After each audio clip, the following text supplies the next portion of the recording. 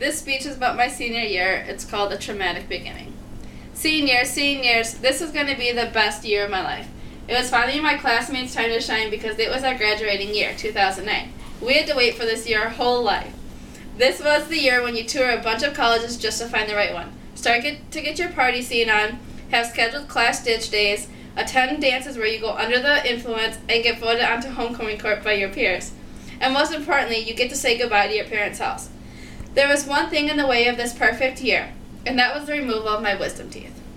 It was 2 weeks before my glamorous senior year of high school started. "Hey, remember you get your wisdom teeth removed out on Monday?" my mom said with a voice of excitement. How could she be excited for this? A week of pain, misery, and swollen cheeks? Plus, what if I'm so swollen for the first day of school? I tried brainstorming reasons to reschedule it. Maybe I'll fake sick. As it approached closer and closer, I knew there was no getting out of it. Unfortunately, this miserable morning came quickly. We got into the car and drove to this horrible place. Upon arrival, I worryingly said, "Mom, look at this place. It looks like a dump. I am not going in." My mom just laughed and pulled me out of the car.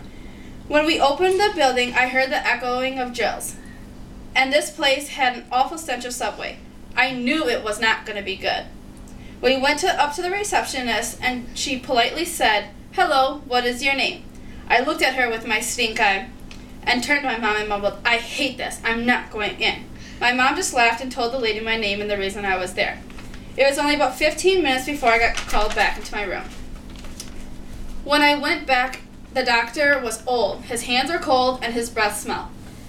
The room looked outdated and dirty. I knew this wouldn't end nicely. The next thing I remember is waking up on a little bed with other kids on each side of me. A nurse came and gave me some ice to put on my chipmunk face. My mom took me to the car. I slept the whole way home and exchanged no words.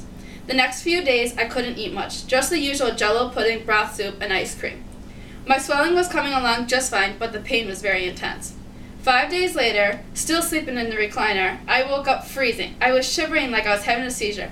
I wrapped myself in 3 heavy blankets, stuck my hands in my armpits, just trying to keep warm.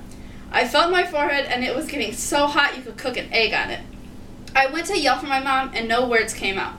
Well, this is weird, I thought to myself.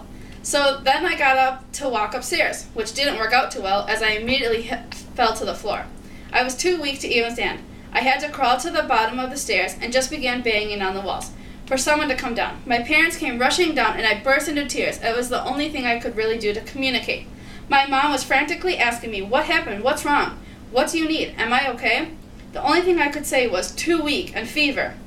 My mom immediately called the hospital. They sent an ambulance. When the medics came in, they hooked me up to IVs right away, just to bring down the pain and the fever.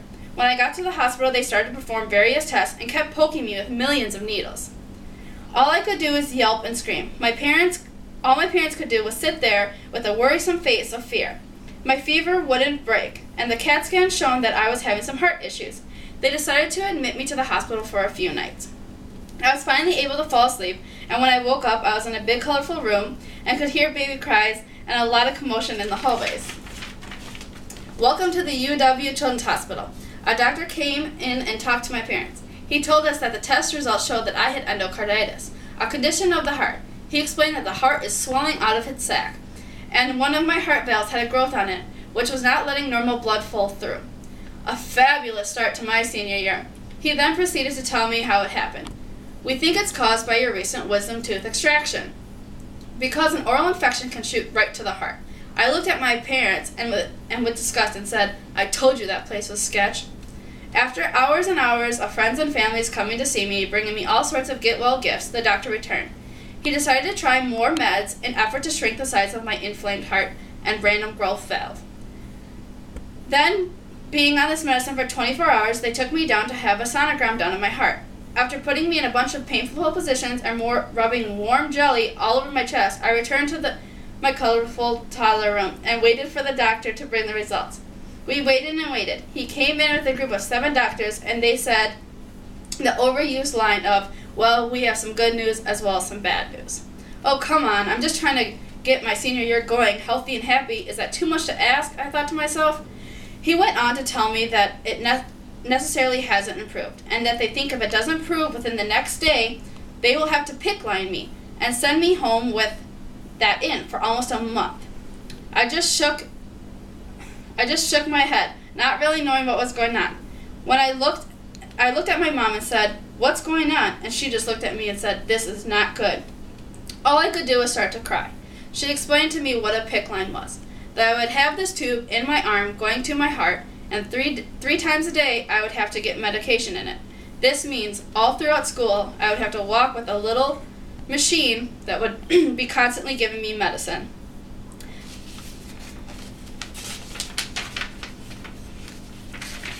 Another 2 days passed, and I was feeling the same.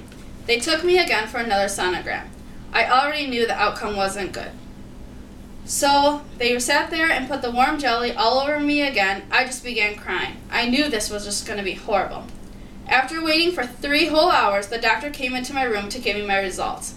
This time with a team of 3 doctors. He said, "Hooray, I have good news." I shot up in my not-so-comfy hospital bed and was anxiously listening to his words. It turns out the medicine did exactly what we had hoped for. The growth and the inflammation of your heart has already shrunk. You kept your fevers off and your pain seems to be in control. Mercedes, are you ready to go home? Never had I been more excited for my senior year.